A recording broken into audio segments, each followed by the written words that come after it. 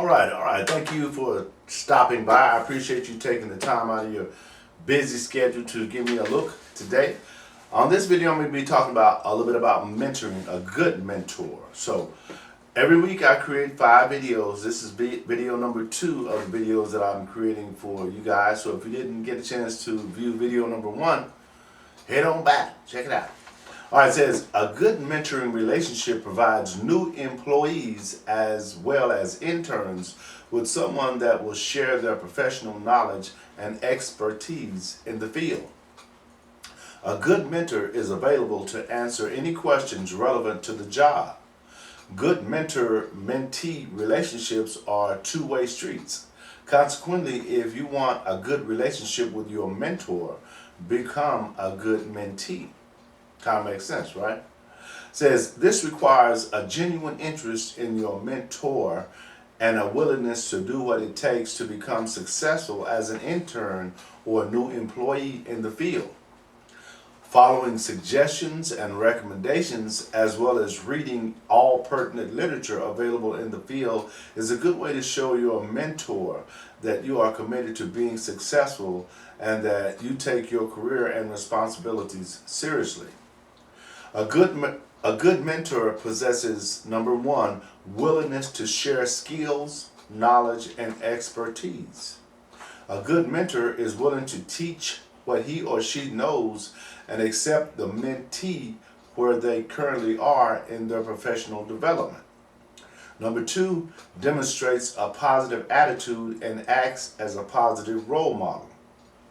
A good mentor exhibits the personal attributes it takes to be successful in the field. Number 3, it takes a personal interest in the mentoring relationship. Good mentors do not take their responsibility as a mentor lightly. They feel invested in the success of the mentee. Number 4, exhibits enthusiasm in the field. A mentor who does not exhibit enthusiasm about his or her job will ultimately not make a good mentor. Number 5, values ongoing learning and growth in the field.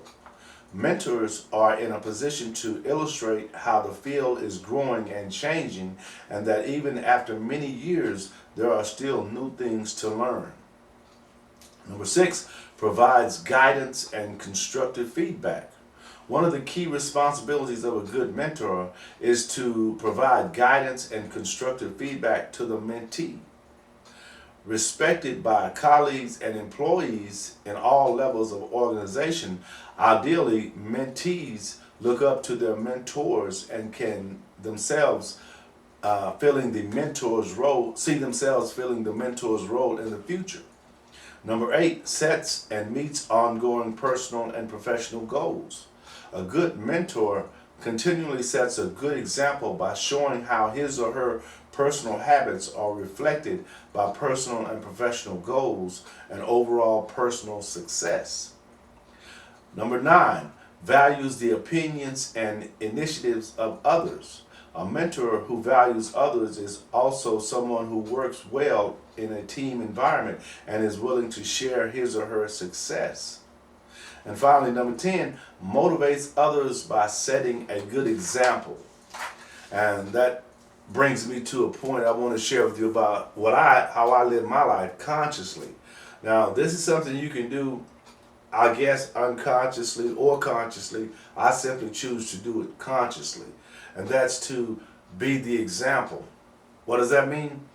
Whatever environment I find myself in, I want to be the example of someone who's watching of what to do, right? So it's kind of like I automatically assume the role of a mentor regardless of the environment I'm in, because I know that there are going to be people that look up to me. I know that there are going to be people who look up to you. And you should know that as well.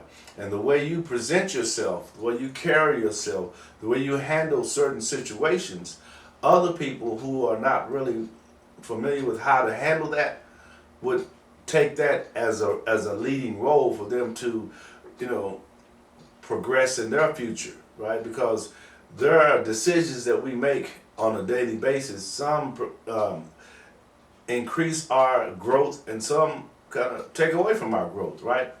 And the more that you do to take away from your growth, either consciously or unconsciously, other people are watching. Because people are watching all the time, you know that, right? Wherever you go, whatever you do, there are eyes on you. And they have the tendency to form an opinion about you based on the way you carry yourself, the way you dress, excuse me, the language you use. All that's very relevant to someone who's looking to someone for someone to emulate. Excuse me, until they can get it right for themselves, right? All right. I appreciate you watching. Stay tuned for the next video, and I'll see you there.